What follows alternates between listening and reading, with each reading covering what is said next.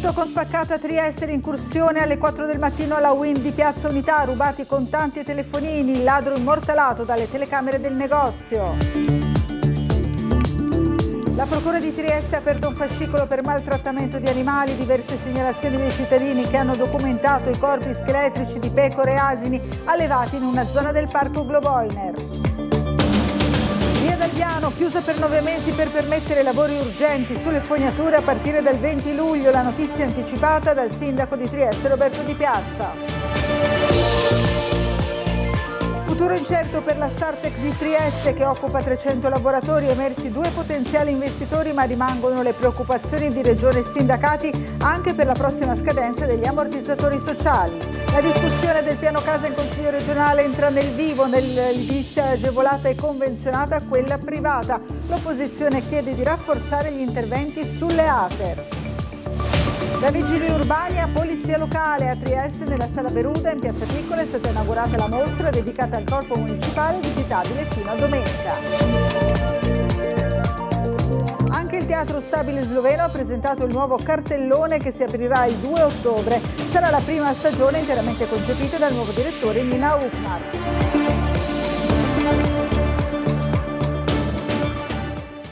Buonasera dal telegiornale di Tele4, in apertura ancora una volta la cronaca, furto con spaccata alla Wind di Piazza Unità. Il ladro ha spaccato appunto la vetrata con un palo di ferro e rubato soldi e telefonini. È l'ennesimo episodio a Trieste, non c'è pace per gli esercenti commerciali del centro. Sentiamo Gianluca Paladin.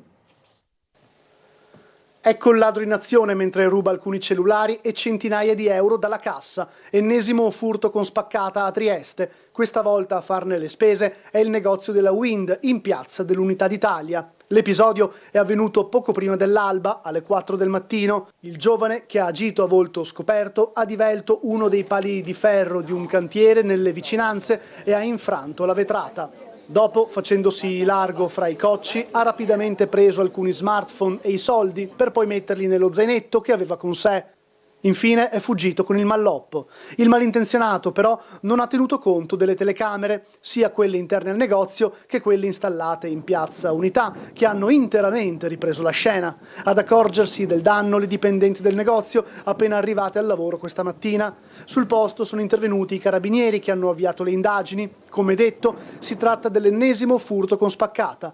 Non è escluso che il giovane che ha agito questa mattina sia lo stesso resosi protagonista di episodi simili, con lo stesso modus operandi, ai danni di altri esercizi commerciali del centro cittadino. La Procura di Trieste ha aperto un fascicolo per maltrattamento di animali, diverse le segnalazioni di cittadini che hanno denunciato e documentato i corpi scheletrici di pecore e asini allevati in una zona del parco Globoiner. Vediamo. Animali denutriti, ridotti a pelle e ossa, alcuni sono morti, è quanto denunciato e documentato da dei cittadini che si sono accorti delle precarie condizioni delle pecore e degli asini allevati in una zona del parco Globoiner a Padriciano.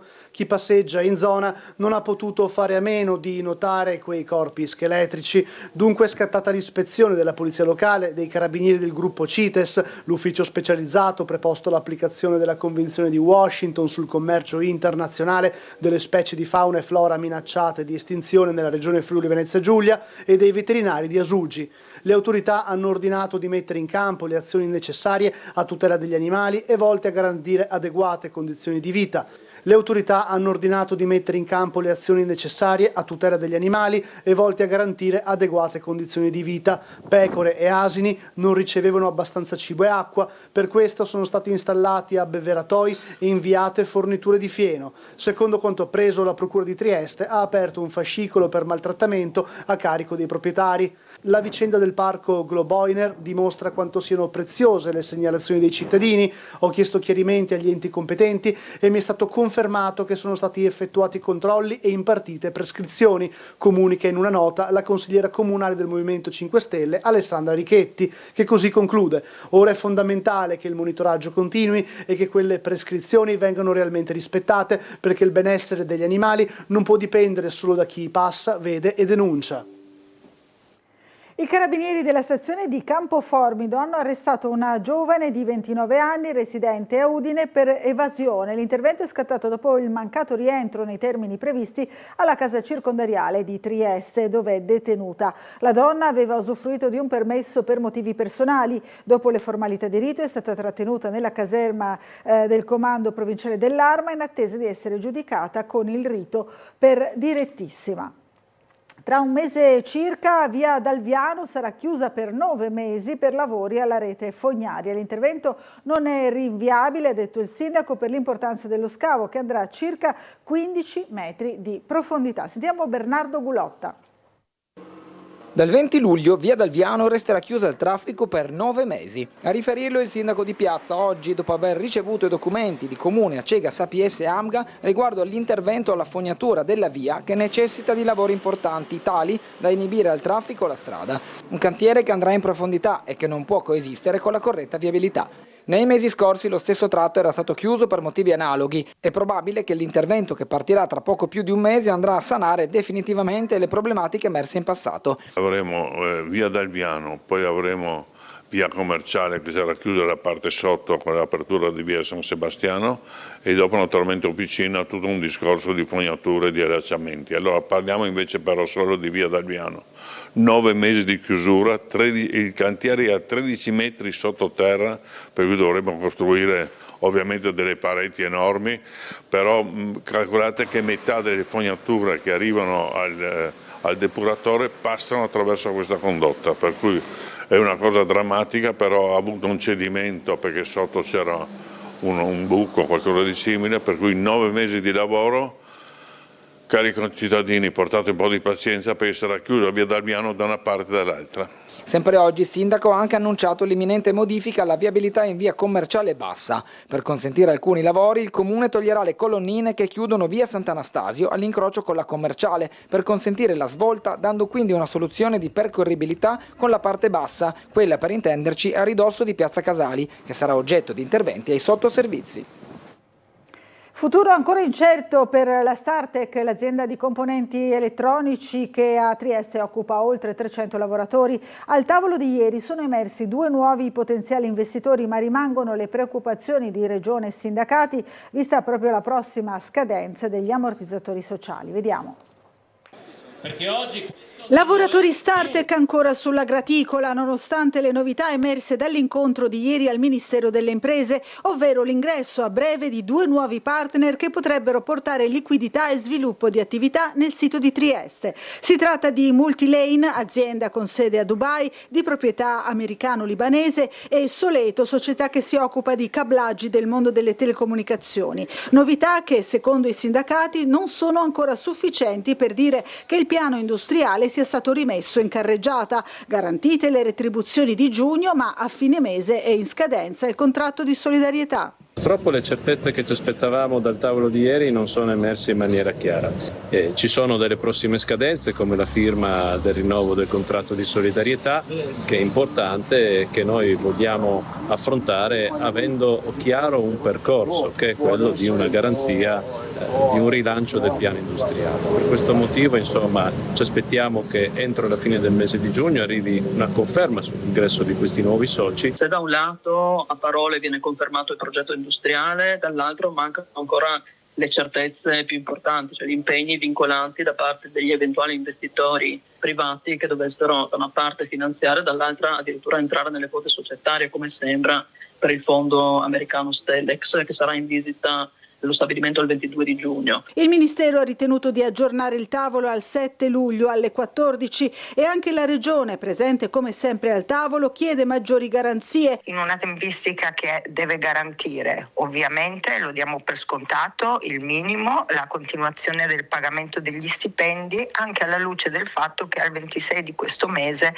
scade il contratto di solidarietà, per cui le organizzazioni sindacali devono avere correttamente, come le istituzioni, rassicurazioni sul fatto che effettivamente i 45 milioni necessari per far proseguire l'attività di Startec si stia lavorando per trovarli. Dopo il chiarimento dagli uffici sul finanziamento per la recinzione di Piazza della Libertà mai richiesto, il sindaco di Trieste risponde 1,2 milioni, non mi preoccupano, recupererò i soldi. Poi il sindaco ha fatto anche un intervento sul futuro del servizio idrico. Vediamo. Intanto faccio il progetto, dopo cerco i soldi, abbiamo la fondazione CRT, abbiamo la regione, abbiamo tante possibilità, non mi preoccupa assolutamente 1.200.000 euro. Il sindaco di Trieste tira dritto, la recinzione in Piazza della Libertà si farà, o almeno rimane questa l'intenzione. Il progetto ancora al centro della cronaca cittadina, dopo i chiarimenti chiesti e ottenuti dal capogruppo del Partito Democratico in Consiglio Comunale Giovanni Barbo sul finanziamento per l'opera, che ancora non c'è. Il sindaco dunque conta di recuperare presto i fondi. Volevo dire ai cittadini di Trieste che se andate per esempio a Nizza, tutti i parchi sono recintati. Tutti i parchi sono recintati, per cui di cosa parliamo? È che i sinistri per principio dicono di no. Poi una battuta sul futuro del servizio idrico in vista della scadenza il prossimo anno del contratto con Acegas APS Amga. Beh, un attimo, distribuiamo dell'acqua che potrebbe essere imbottigliata, uno. Secondo, adesso parlo da imprenditore, 190 milioni, 180 milioni che dovrebbe dare chi vince alla Acegas, dove li trovi? Per cui io sono per la gara europea, però mi confronto adesso in Consiglio Comunale, li ascolto, faccio il democratico una volta tanto. E proprio questa sera c'è stata l'assemblea pubblica indetta da Adesso Trieste per discutere proprio del futuro dell'acqua a Trieste. Il movimento ha illustrato la propria posizione. Umberto Bosazzi. 15 anni fa, ad un quesito referendario, gli italiani si pronunciarono a favore della gestione pubblica dell'acqua. C'è un'occasione storica, quella della scadenza della concessione ad Acegas, proprio per far sì che anche a Trieste ci sia una gestione dell'acqua sottratta al profitto privato e che sia invece gestita dalla parte degli interessi degli utenti e dei lavoratori. Il progetto è stato al centro di un incontro promosso questo pomeriggio da Adesso Trieste che si spenderà nei prossimi mesi per quello che definisce un tema cruciale per la città. La terza sottolinea perlomeno 3 complessità. La prima è la costruzione di un piano industriale pubblico che garantisca la continuità occupazionale e il rispetto della professionalità dei lavoratori e gli investimenti che sono necessari appunto per dare continuità al servizio. Non è indifferente, secondo Adesso Trieste, il valore residuo degli investimenti effettuati da Acegas in questi anni. Va ancora quantificato, ma sul quale per noi è fondamentale un impegno della Regione, perché questi fondi vanno anticipati e poi andranno recuperati nei prossimi anni in bolletta. In ogni caso, sottolinea infine la terza, ci deve essere anche una precisa volontà politica. La volontà politica di salvaguardare un servizio e di restituirlo alla cittadinanza, e aggiungo anche di far sì che le privatizzazioni non avanzino, perché nella proposta Ausir, che è stata recentemente sospesa ma che è stata formulata, è prevista anche la privatizzazione dell'acquedotto del Carso, e quindi verrebbero danneggiati non solo i cittadini di Trieste ma anche quelli dell'altopiano. Dalla possibilità di creare un'agenzia per la casa alla revisione degli alloggi ATER, la legge sull'abitare entra nel vivo nella discussione del Consiglio regionale. Vediamo. Entra nel vivo la discussione del disegno di legge 80 sulle politiche abitative in Consiglio regionale. Si tratta di una legge di revisione che regola il mondo della casa in Friuli Venezia Giulia, tanto sull'edilizia agevolata e convenzionata quanto su quella privata. L'assessora alle infrastrutture Cristina Mirante ha illustrato i punti principali della legge. Fra questi c'è la volontà di creare un'agenzia per la casa che possa fungere da soggetto mediatore a beneficio di chi mette in locazione un alloggio. Ma c'è anche altro. A questo si aggiunge però una legge che consentirà poi di fare dei piani annuali per favorire la realizzazione di case pubbliche in convenzionata, che sono ovviamente destinate alla popolazione con ISEE tra 35.000 e 46.000 euro, quindi la cosiddetta fascia grigia della popolazione, a cui potranno accedere in locazione anche soggetti non residenti della regione purché dotati di contratto di lavoro, così come gli studenti, questi sia di natura pubblica ma potranno anche essere realizzati in compartecipazione con il privato privato, quindi fondi pubblici e privati, sia con i fondi tipo social housing, sia con attività innovative promosse dai comuni, sia con iniziative dei privati che possono godere di fondi pubblici attraverso i nostri bandi. Dall'opposizione c'è una tirata di giacca che punta a rafforzare gli interventi sulle ATER. Il tema delle ATER, noi abbiamo bisogno di rimettere in circolo i 5.000 alloggi attualmente non locati e per fare questo bisogna sia stanziare risorse per metterli a posto, per riattarli, ma anche per rinforzare la struttura delle ATER, che se no non si capisce come possono far fronte a quello che noi abbiamo definito un piano straordinario che doveva essere messo in campo dalla Regione. Dall'altra parte c'è tutto il tema del patrimonio immobiliare privato, 170.000, a seconda delle stime 180.000 alloggi sfitti, e noi abbiamo proposto sia rispetto alle ATER che rispetto alle agenzie sociali per l'abitare la possibilità che si costituisca un sistema regionale di gestione del patrimonio immobiliare privato, a fronte ovviamente di garanzie di tutto quello che può servire, per facilitare la scelta da parte dei proprietari di mettere a disposizione i propri alloggi per affitti a canoni calmierati per rispondere ai bisogni della popolazione. Parte la raccolta firme per la creazione di 2 province autonome in Friuli Venezia Giulia. A promuoverlo è il Patto per il Nord, che oggi ha ritirato i moduli vidimati dal Consiglio regionale per avviare la petizione. Sentiamo.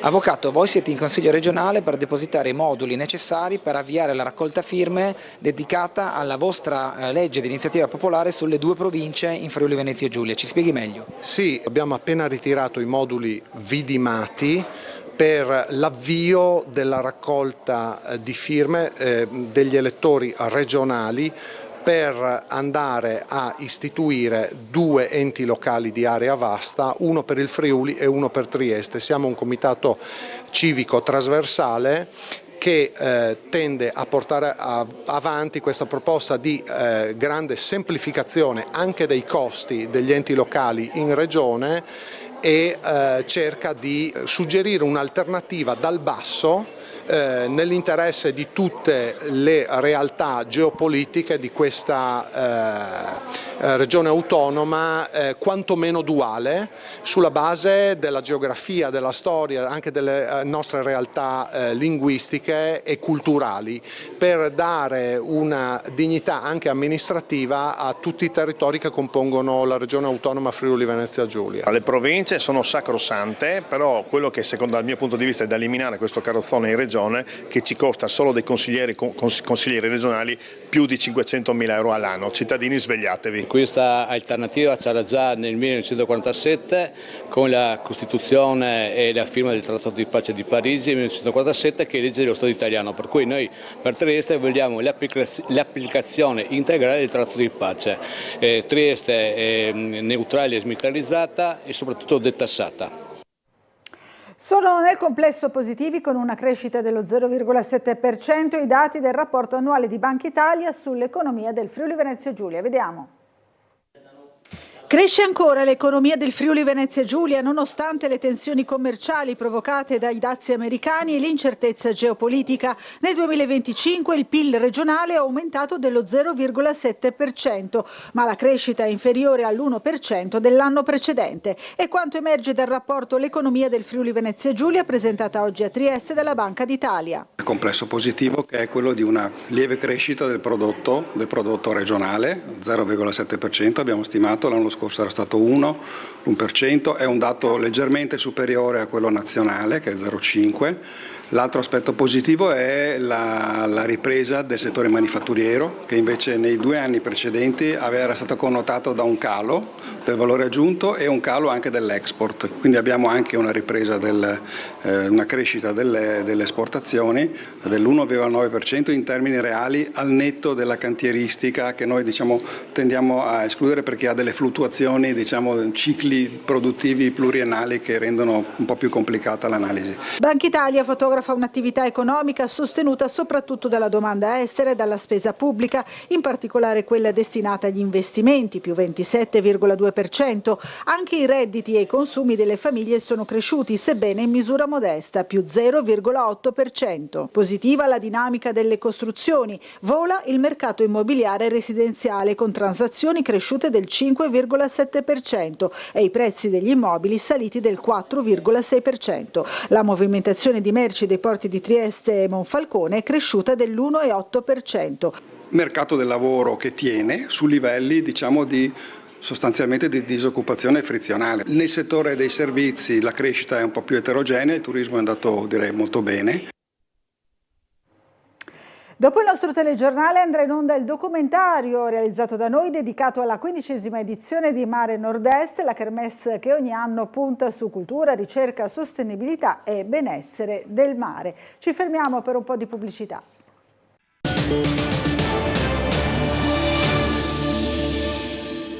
Fratelli d'Italia organizza venerdì nel tardo pomeriggio un convegno dedicato al rapporto tra ferrovie e porto. Vediamo.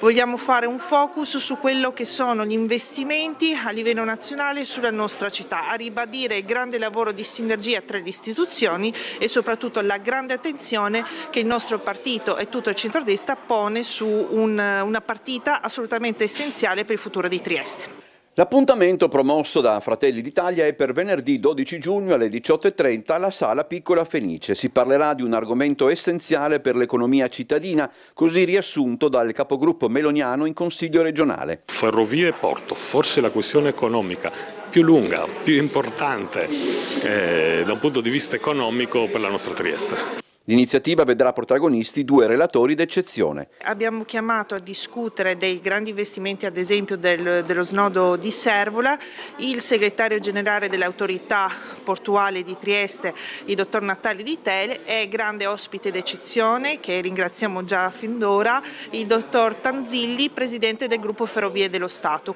Giacomelli ai nostri microfoni ricorda come quello che sarà affrontato venerdì pomeriggio sia un problema antico, già percepito prima dell'inizio della Prima Guerra Mondiale. Trieste era ormai già la metà del tonnellaggio di Genova come porto e un 20° o un 24° del sistema Amburgo-Brema. Perché? Il commissario austro-ungarico dice perché abbiamo perso la corsa alle ferrovie. Una Santa Messa e la deposizione di una corona sotto la targa che commemora quanto accaduto è stato ricordato oggi l'82° anniversario del bombardamento alleato di Trieste.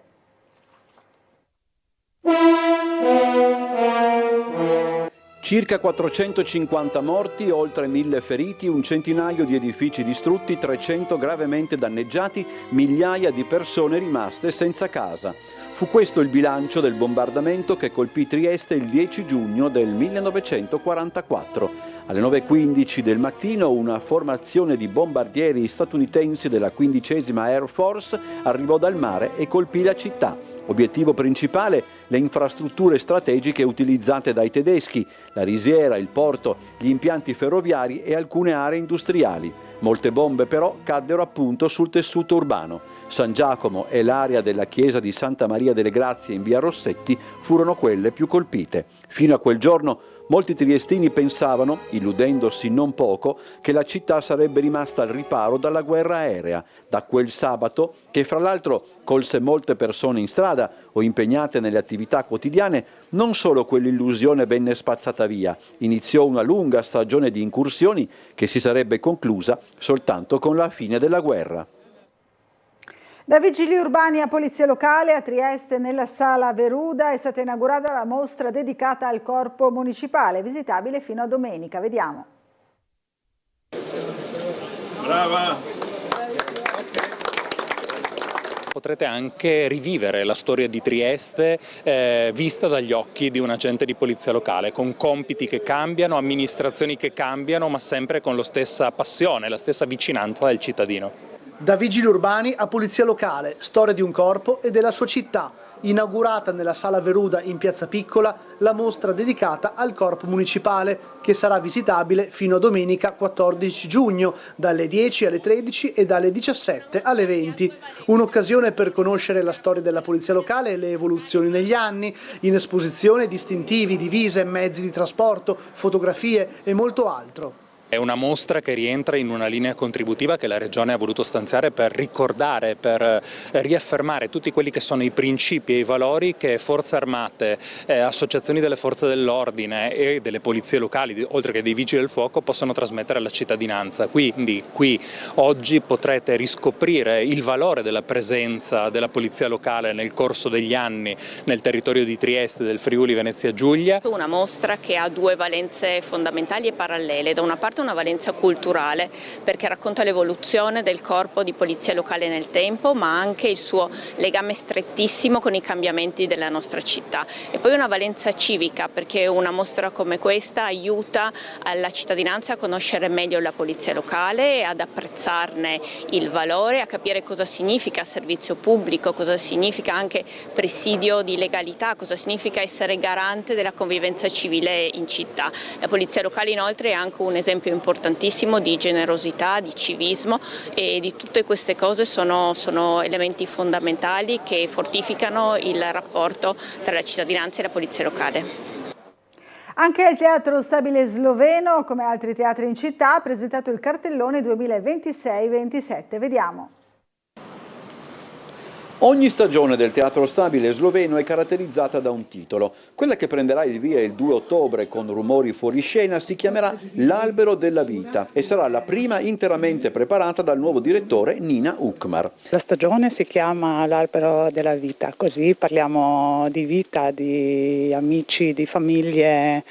Un po' 4 produzioni nostre sono un po' così. La stagione si compone principalmente di 12 titoli, compresi il programma a scelta e quello pomeridiano. Le produzioni proprie dello Stabile Sloveno, 4, saranno caratterizzate da testi dove sarà presente un approccio a tratti ironico alla realtà che ci circonda. Abbiamo deciso di sdrammatizzare un po' i tempi in cui viviamo, che ovviamente siamo ben consci dei conflitti su tutti i fronti, polarizzazione nella politica, non solo da noi ma un po' ovunque, guerre e così via. Fra i titoli che compongono i vari cartelloni segnaliamo Vene, diretto da Igor Pison, il riadattamento al femminile di Lend Me a Tenor, Art di Yasmin Reza e Coppia aperta quasi spalancata di Dario Fo e Franca Rame. Come sempre, tutti gli spettacoli saranno proposti con i sopratitoli in italiano. Lo Stabile Sloveno anche per questa stagione